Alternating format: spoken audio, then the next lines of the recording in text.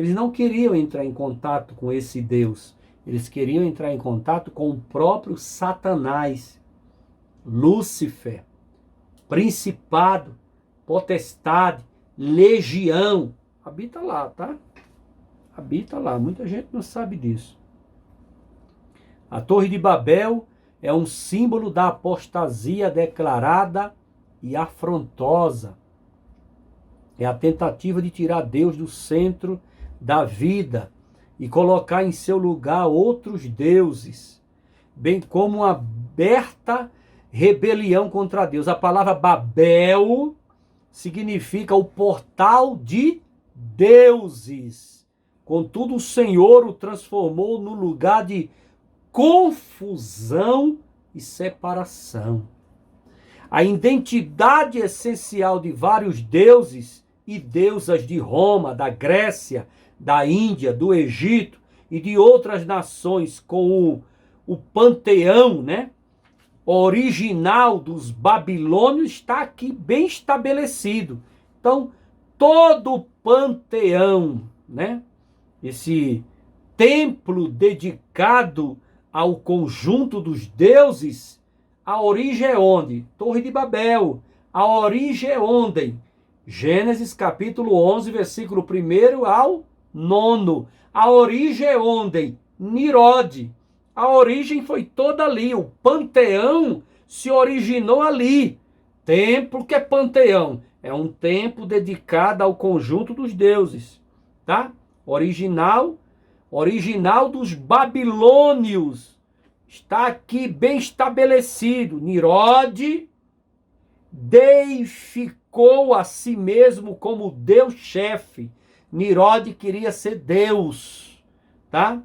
Merodach ou Marduk da Babilônia, que é o Deus-chefe.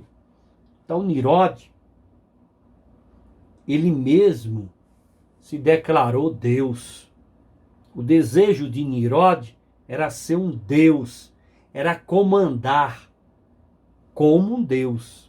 O desejo de muita gente hoje é virar um Deus. O desejo do ser humano não é isso?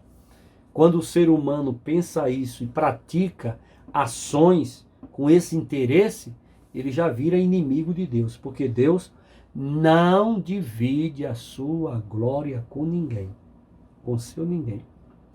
Dado o significado trágico que a cidade da Babilônia adquiriu para o povo de Israel, a Babel da pré-história tornou-se símbolo de todos os impérios que tentaram se levantar contra Deus e seu povo. A grande Babilônia é a grande meretriz, cuja imoralidade e magia seduziu as nações e ainda continua seduzindo as nações. A Babilônia, aliada de Satanás, do dragão e do anticristo, também da besta, será destruída, afundada no mar, queimada no fogo eterno. Glória a Deus, louvado seja Deus, bendito é o nome de Jesus. Isso vai acontecer em o nome de Jesus. Então, nós estamos aqui tratando de um assunto que as pessoas têm a historinha da Torre de Babel como uma historinha infantil. Aquela historinha infantil, né, de escola bíblica dominical de criança ou de adolescente. Foi ali que surgiu os idiomas dos países que hoje existem. Foi ali onde as línguas surgiram, né? Falar chinês, japonês, italiano, né? Americano. Surgiram ali as línguas, divisões das línguas, a origem das línguas e nada mais. O significado satânico, diabólico, afrontando Deus, como inimigo de Deus, é muito mais profundo.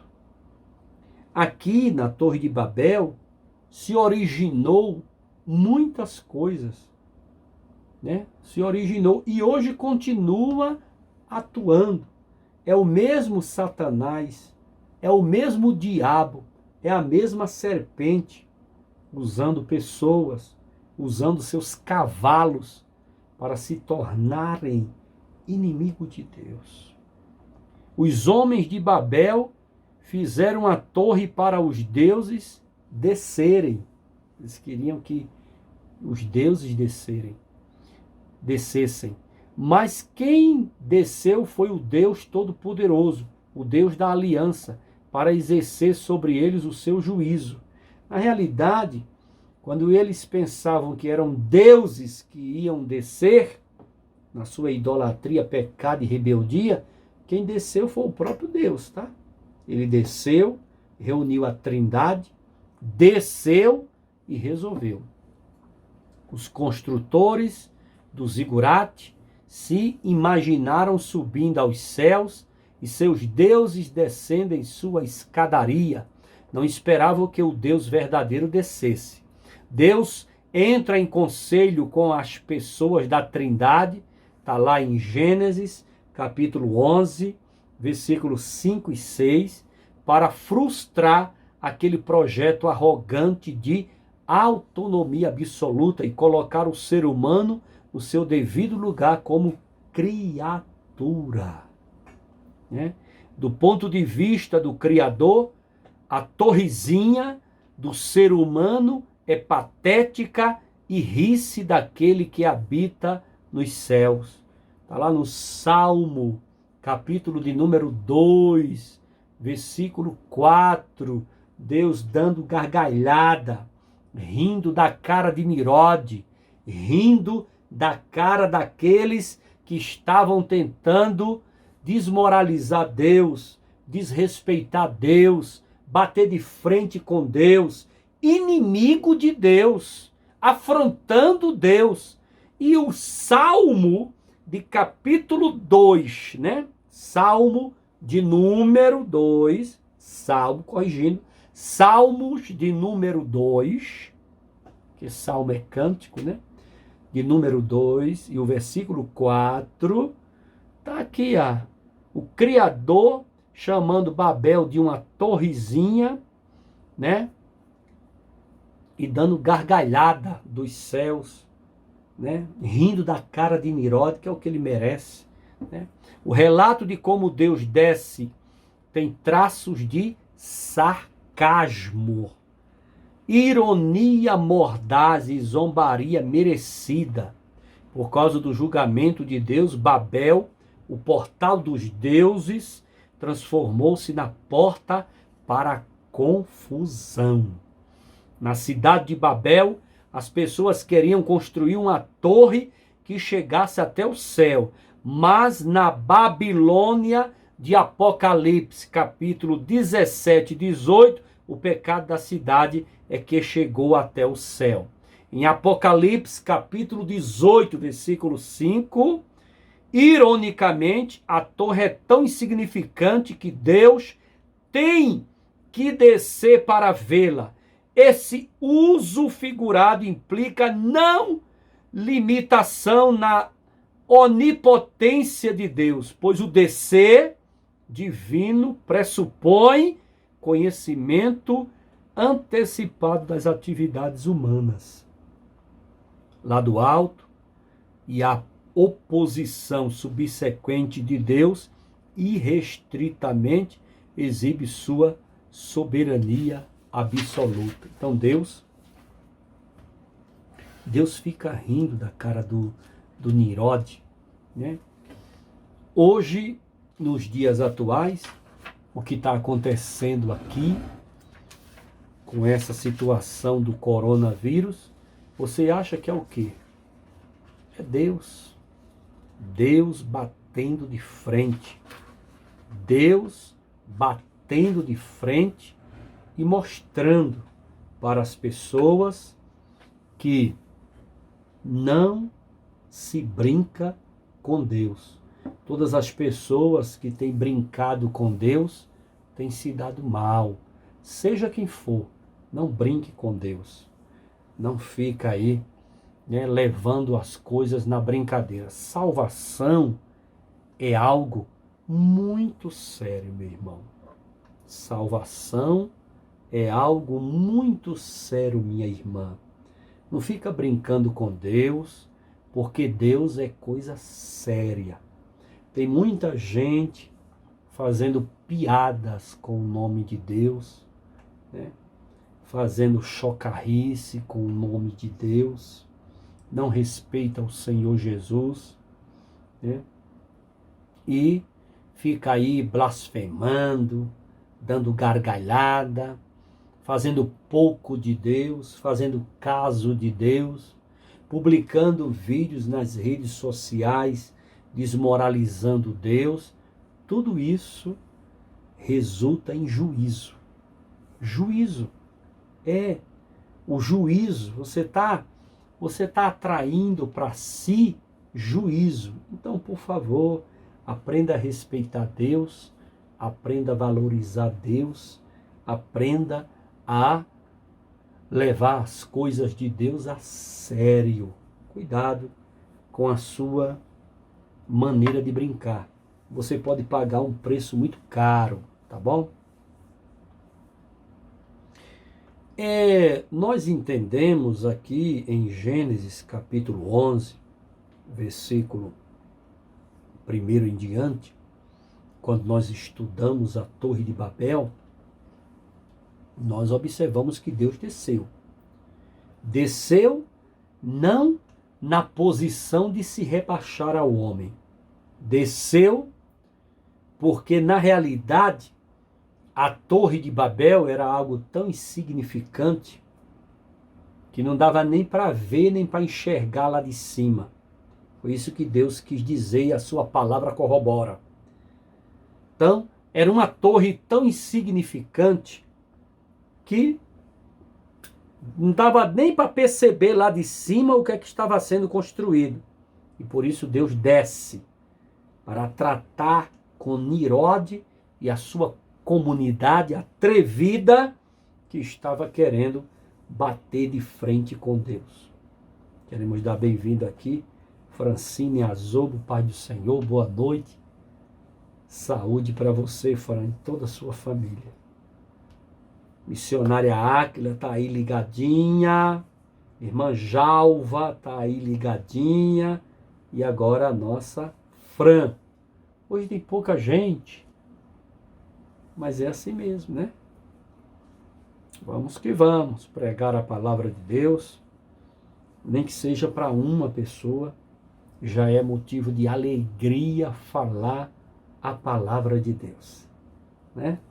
E os outros irmãos devem estar ocupados, mas nós estamos aqui pregando a palavra de Deus, isso é o que importa. Então, a descida de Deus é uma descrição figurada da intervenção direta de Deus, né?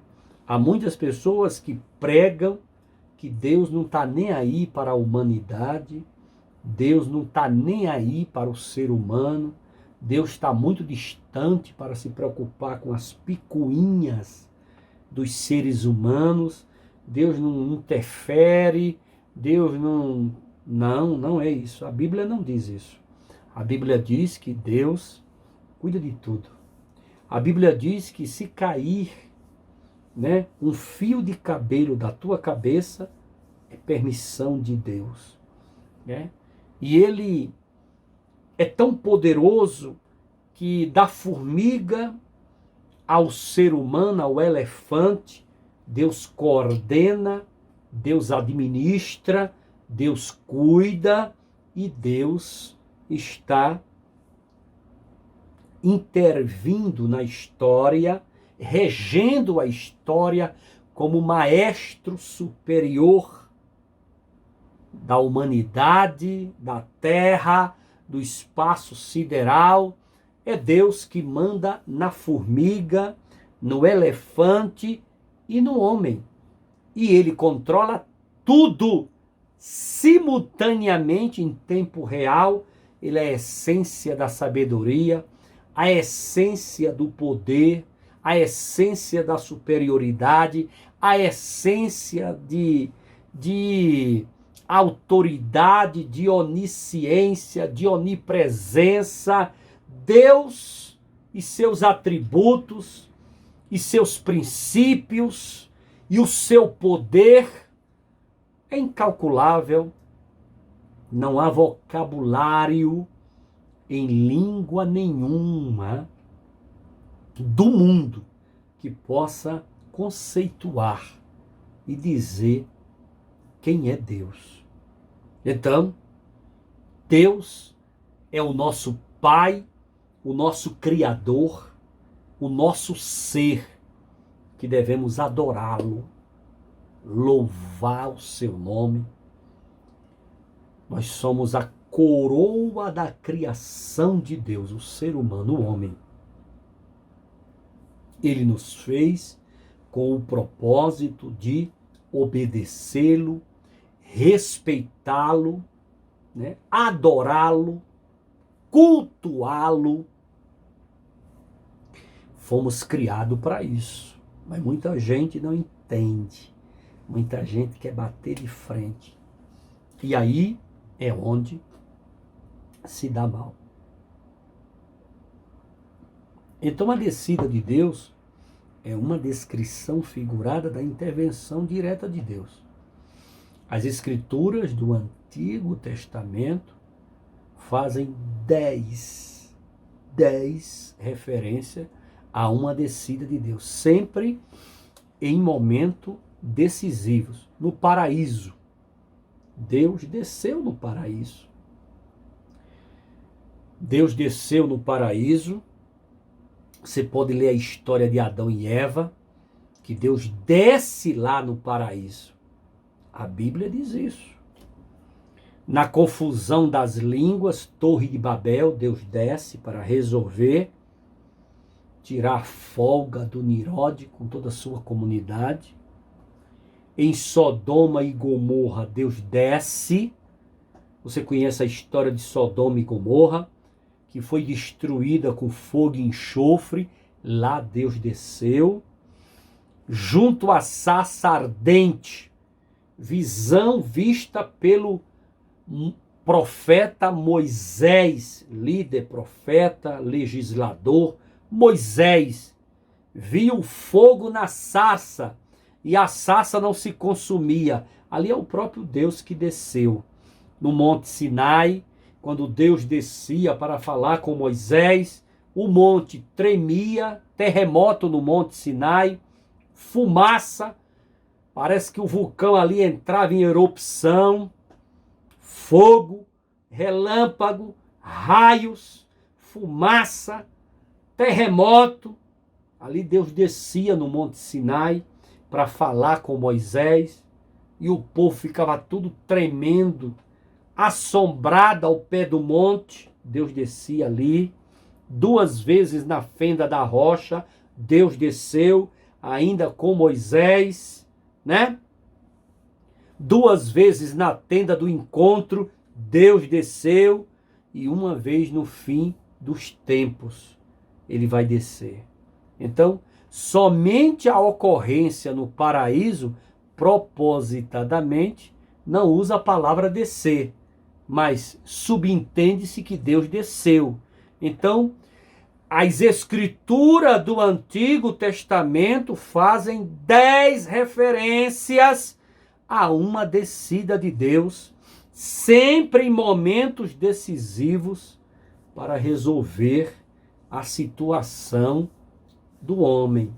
O homem que, na maioria das vezes, é atribulado de espírito, né? E aqui e ali quer bater de frente com Deus, não reconhece a sua insignificância, não reconhece a sua pequenez, não reconhece o lugar de servo, não reconhece o lugar de adorador, não reconhece, e ali gosta de bater de frente com Deus, e Deus resolve através do seu juízo.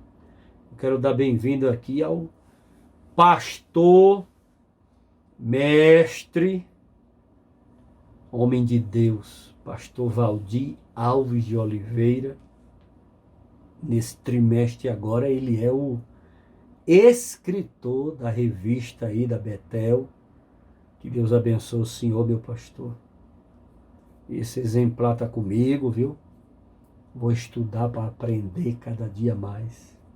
Que Deus abençoe o senhor, pastor Valdir Alves de Oliveira, grande pregador, mestre, doutor em teologia. É um homem que mora no meu coração. Pastor Valdir é uma pessoa amorosa, pessoa maravilhosa. Um homem que a gente olha assim e vê verdadeiramente a presença do Espírito de Deus na sua vida. Saúde para o senhor, pastor Valdir, toda a sua família, toda a sua casa. Saúde. Deus abençoe o senhor, viu? Homem de Deus. Então, Deus trouxe juízo para o portal dos deuses, para Babel? Trouxe, sim. Né? Qual foi o juízo?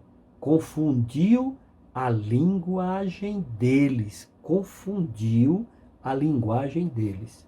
Até então, havia apenas uma linguagem e uma só maneira de falar.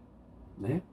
Quando eu falo disso daqui, da linguagem que confundiu, nós temos que entender que no capítulo 10 de Gênesis, quando fala ali da língua, né, que as tribos estavam falando, fala da língua singular.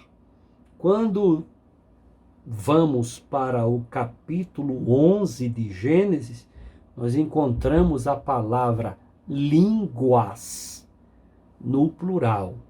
Né? O hebraico, no capítulo 10 de Gênesis, safá é a língua no singular. Usa muito a palavra língua, no caso de idioma, né? Mas está falando de língua no singular, que é safá. Gênesis capítulo 10.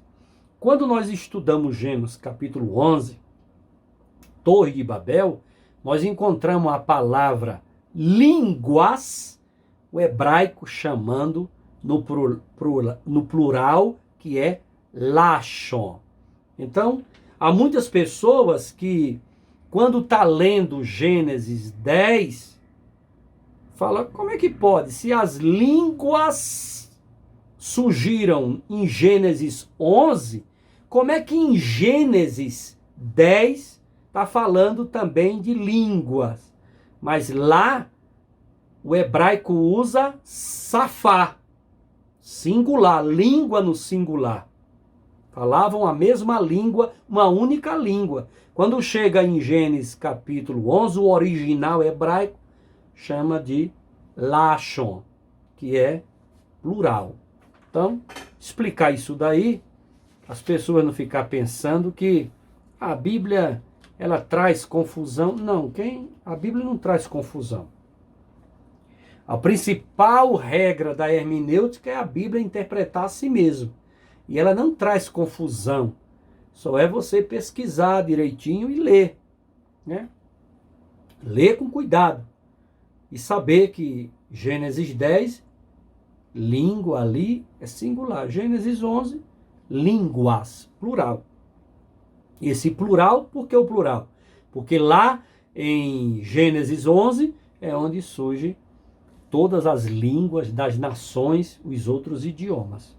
Que hoje existe aí, cada país falando o seu idioma. Né?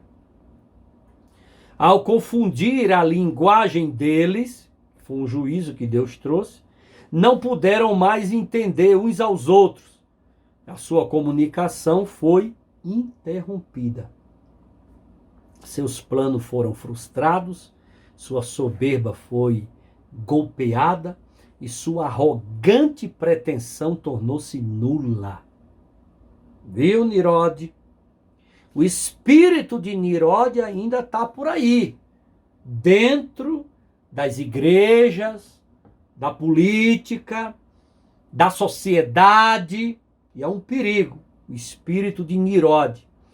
Deus desbancou num só golpe tanto o humanismo idolátrico como o panteão dos deuses aos quais queriam invocar de sua torre malfadada, né? A sua torre gloriosa, a torre para ali atrair deuses pagãos.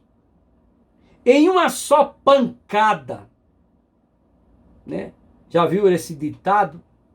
Lá no velho e querido Pernambuco fala muito esse ditado. Com uma só pancada matou 2 coelhos. Deus aqui numa pancada só, numa tacada só, destruiu o humanismo idolátrico, que hoje há muitos pregando o humanismo, né? Jesus não é o centro, é o homem que é o centro de tudo. Isso é triste, mas é verdade, é fato. Tanto Deus destrói aqui, como juízo, na Torre de Babel, o humanismo idolátrico, como o panteão dos deuses, que eles estavam ali querendo invocar na construção da Torre de Babel. Cada grupo desenvolver-se dali para a frente, segundo suas famílias, segundo suas línguas, em suas terras. Queremos dar bem-vindo aqui ao nosso amigo e irmão cadeira cativa nas nossas lives, que é o nosso irmão Milton Vilela. Pai do Senhor, boa noite, saúde para o Senhor e toda a sua família, irmão Milton, homem de Deus. O segundo juízo que Deus desce sobre Babel, o portal dos deuses, é: dispersou-os pela superfície da terra. Então Deus espalhou aquele povo pela superfície da terra. Apesar de sua rebelião, o soberano cumpre seu desígnio de o povo encher a terra. Deus impediu que eles continuassem a edificar a cidade da rebelião. É impossível lutar contra Deus e prevalecer. Saiba disso. A Torre de Babel é um símbolo da soberania inquestionável de Deus, que ao mesmo tempo que exerce seu juízo, também demonstra sua misericórdia, que Deus é Deus, misericordioso, bondoso. Deus os dispersou para que não tivessem todos que parecer nesse ajuntamento de rebelião e apostasia. Então veja que Deus controla a história, Deus controla os planos, Deus controla o mundo, Deus controla a humanidade, nada foge do controle de Deus, tudo está na mão de Deus, as rédeas, a direção do mundo está nas mãos de Deus. Besta quem fica dizendo o contrário. É porque não conhece a palavra de Deus, não conhece o trabalhar de Deus, nem o mover de Deus. Deus controla tudo. Tudo. Ele fez o juízo aqui sobre Babel e acabou realizando os seus planos, os planos de Deus. Nirode bateu de frente, chamou pessoas e pessoas e pessoas para ali acompanhar nessa rebelião, batendo de frente contra Deus. Construíram a torre, uma cidade, depois tudo deu em nada. Acabou que no final de tudo se cumpriu verdadeiramente o que Deus queria. É igual a história do deserto, veja bem. Deus disse para Moisés: eu vou matar esse povo tudinho no deserto, Moisés. Vou matar todos. São rebeldes, são desobedientes, são pessoas que têm dificuldade de se dobrar, dificuldade de entender, não quer obedecer, é insubmisso. Eu estou querendo dar Canaã como terra que mana leite e mel. Estão querendo é a cebola e os pepinos do Egito. Então Deus queria matar todos. Naquele momento Deus queria matar. Moisés foi lá e disse: não, Senhor, não mata, Senhor, não mata, por favor, não mata. Deus disse: tá, Moisés, eu não vou matar não. Vamos lá, vamos caminhar. Mas veja que lá na frente, no deserto, rondando, rodeando, andando em ciclo, tem muita gente assim, andando em ciclo, não vai a lugar nenhum, só rodeando, andando em ciclo. Você pode olhar para a pessoa que é desobediente, ela anda em ciclo, ela não chega a lugar nenhum. A pessoa que é obstinada, ela anda em ciclo, ela não chega a lugar nenhum. A pessoa que é insubmissa, a pessoa que tem dificuldade de dobrar, de perdoar, ela tem dificuldade de se relacionar, ela tem dificuldade, ela anda em ciclo, ela vai andando em ciclo. Ela não chega a lugar nenhum, fica rodeando, rodeando, rodeando, não chega a lugar nenhum. Para chegar em algum objetivo, ou você muda, ou você vai continuar andando em ciclo. E veja que o povo andando em ciclo, chegou um momento que Deus matou tudinho.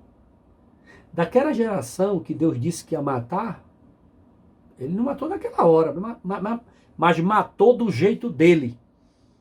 Só entrou da geração velha Josué e Caleb. Os outros morreram do mesmo jeito que Deus disse a Moisés que ia matar. Morreram todos no deserto, rodeando, andando em ciclo. Porque não prestava para o projeto, não prestava para obedecer, não mudavam os pensamentos, não queria mudança, não queria, era povo ruim de serviço. E a pessoa, quando é ruim de serviço, ela não chega a lugar nenhum, ela fica rodeando em ciclo, e ali mesmo ela morre. Não chega a nada, não conclui nada, não consegue nada, não conquista nada. Nós precisamos aprender a obedecer a Deus e ser submisso e obediente a Ele. Como diz o irmão Milton, um dia para Deus é como 1000 anos, e 1000 anos é como um dia. Então, veja que aqui na Torre de Babel, Deus conseguiu o seu objetivo. Então, o que adianta bater de frente com Deus? Não bata de frente com Deus. Deus consegue o seu objetivo. Ele é Deus. Deus decidiu acabar com a unidade da língua para evitar que as pessoas continuassem a andar pelo caminho da rebelião e da impiedade. É melhor a divisão do que a apostasia coletiva. Foi o que Deus preferiu. No caso da Torre de Babel, Deus preferiu a divisão do que a apostasia coletiva. Você veja que a gente sabe que divisão não é de Deus, né? Tem até um hino na Assembleia de Deus. Divisão não é de Deus, quem primeiro dividiu, lá no céu não está mais. Mas nesse caso aqui,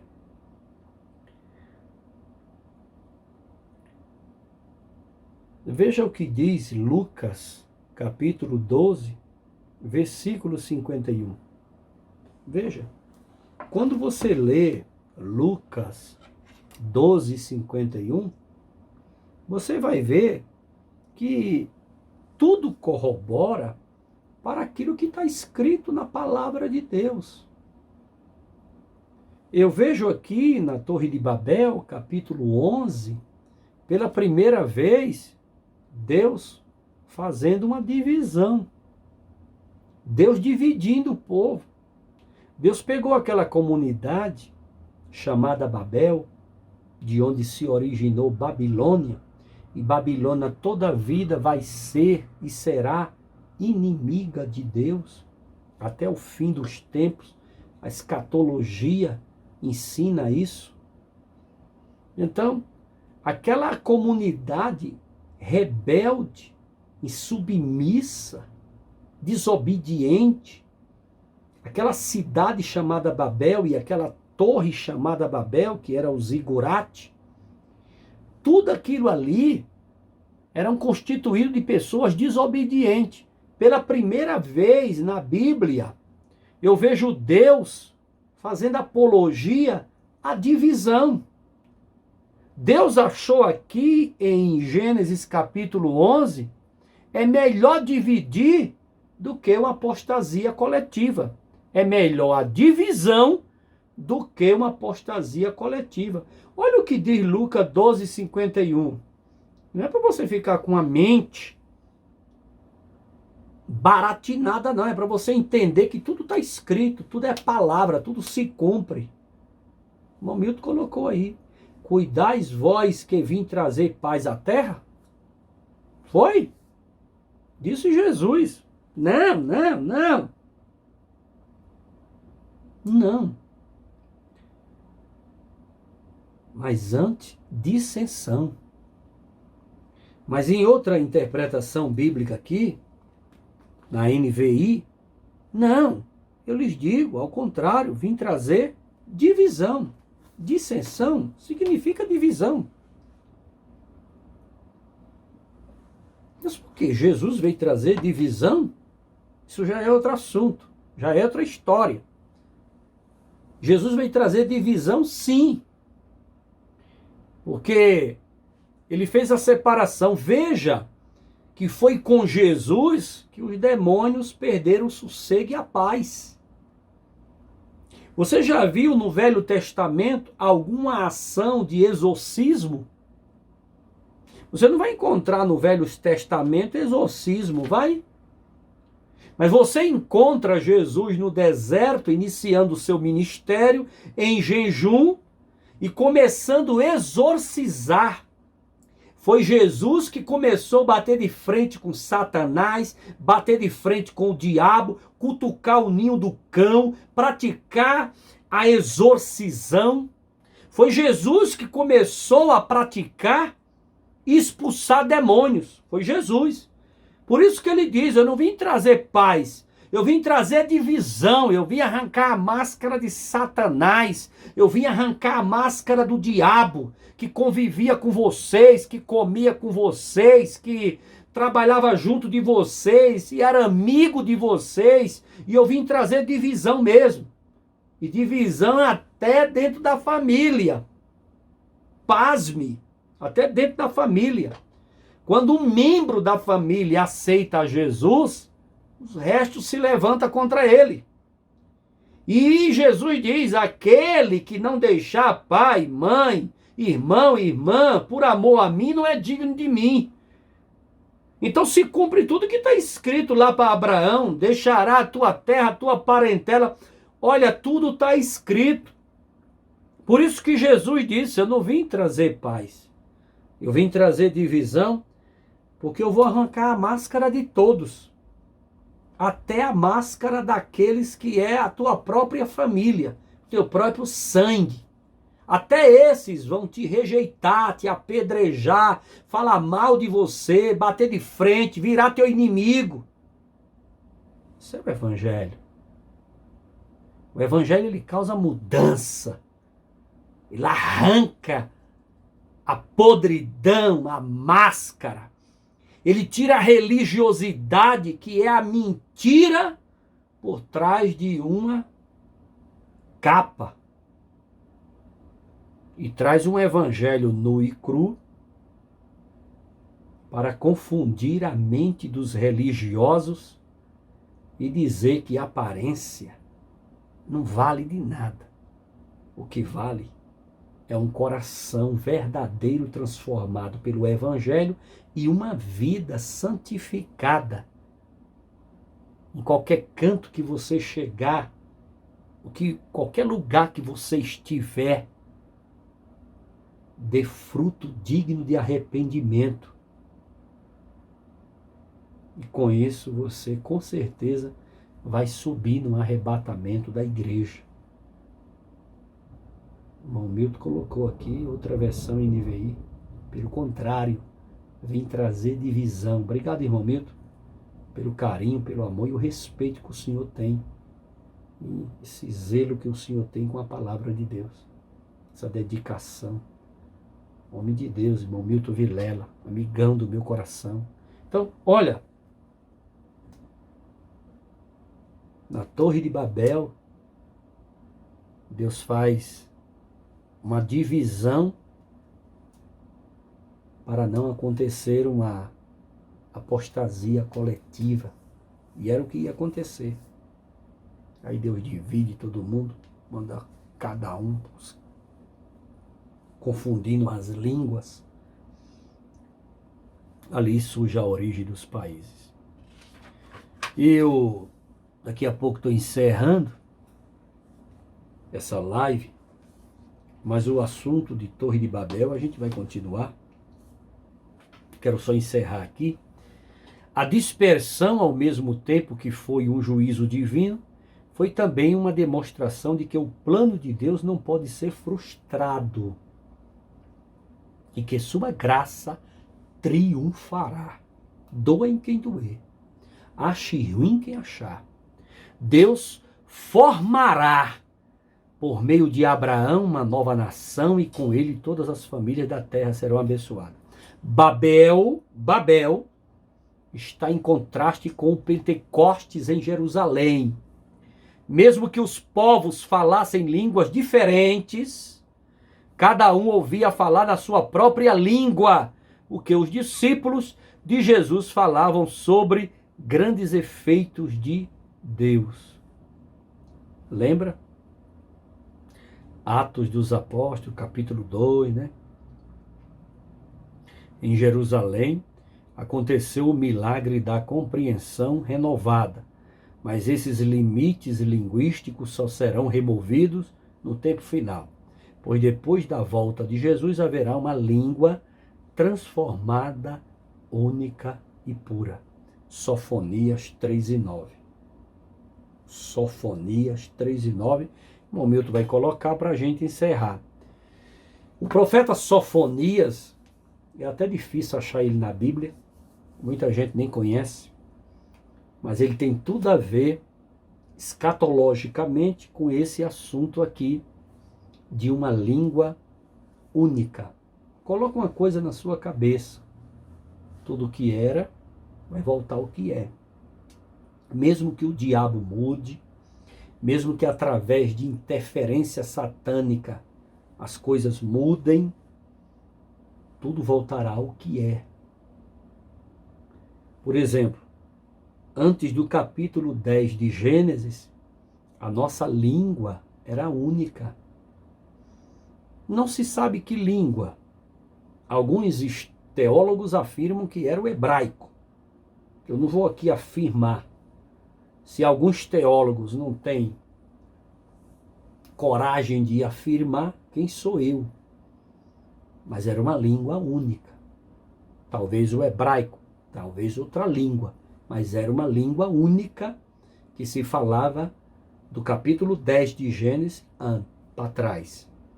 No capítulo 11 de Gênesis para frente, agora as nações falam línguas, idiomas diferentes, como o juízo de Deus, dividindo os povos ali, de Babel, da cidade e do Zigurate, para eles se espalharem, crescer, multiplicar, encher a terra.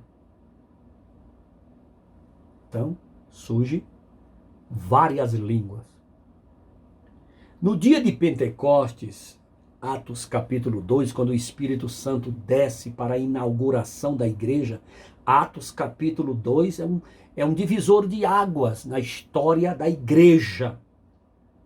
A igreja recebe o Espírito Santo, outro Consolador, e ali a gente vê a glossolalia e a xenolalia, que é duas coisas que acontecem ali, obra do Espírito Santo, pentecostalismo.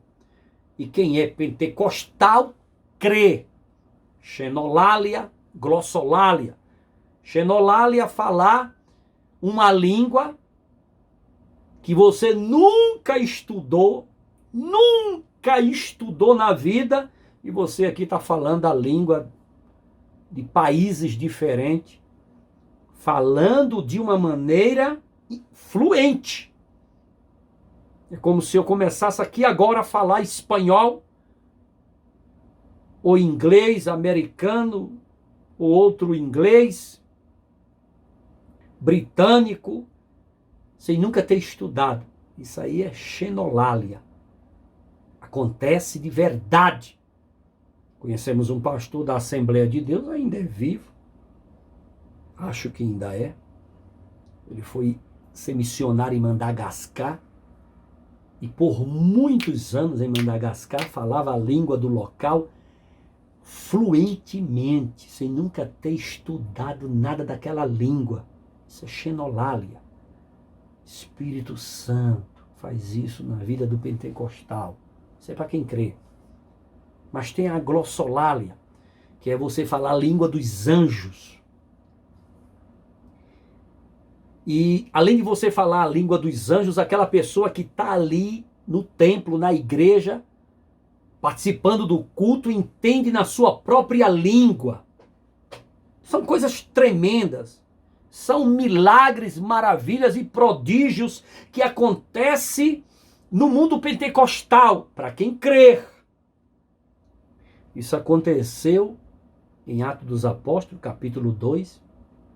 Para quem estuda minuciosamente aquilo ali, aconteceu como se Deus unificasse ali a língua e voltasse tudo ao Gênesis, capítulo 10 para trás. Mas como no capítulo 11 de Gênesis em diante, as línguas mudaram, os idiomas mudaram, no final de tudo, escatologicamente, no milênio, a língua será unificada. Aí vem as pessoas curiosas. Então, no milênio, pastor, nós iremos falar que língua? Não me coloca nessa sinuca de bico que eu não sei. Tem coisa que eu não sei. Deuteronômio 29 e 29. Tem coisa que eu não sei. Eu não sei. Mas o Sofonias 3 e 9 diz o quê? Porque então darei uma linguagem pura aos povos, para que todos invoquem o nome do Senhor, para que o sirvam com um mesmo consenso. Então, aqui em Sofonias 3 e 9, milênio, escatologia, fim dos tempos, milênio, a língua que foi mudada em Babel voltará a ser uma única para todos os povos e nações. Então, o que era voltará a ser como antes. Agora, Deuteronômio 29 e 29, é bom os crentes ler esse versículo e guardar no seu coração, porque não é tudo que sabemos. Ensinamos, pregamos, estudamos, pesquisamos, mas não é tudo que sabemos. Tem muitas coisas que fica na dispensação da graça. Há muitos mistérios. Deuteronômio 29 e 29.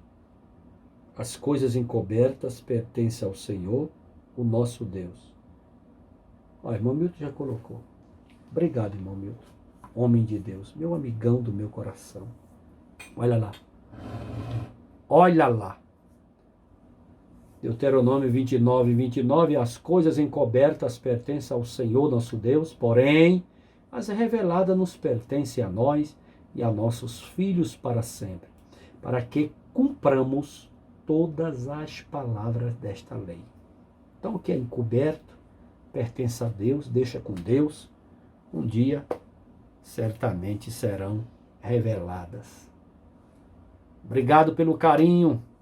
Estamos aqui encerrando